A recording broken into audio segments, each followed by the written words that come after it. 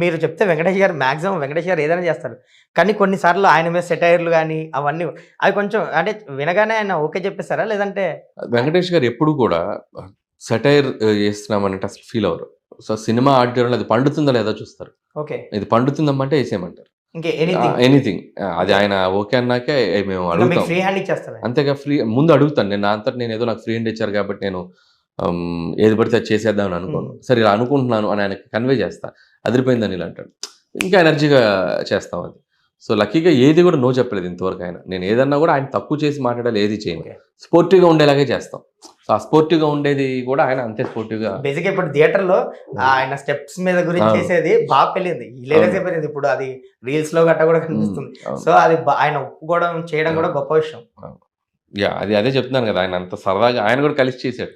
ఇంకోటి ప్రమోషనల్‌లో గూడా ఆయన్ని అంటే ఇంక్లూడ్ చేసి ఇంత హ్యూజ్ ప్రమోషన్ చేశారు.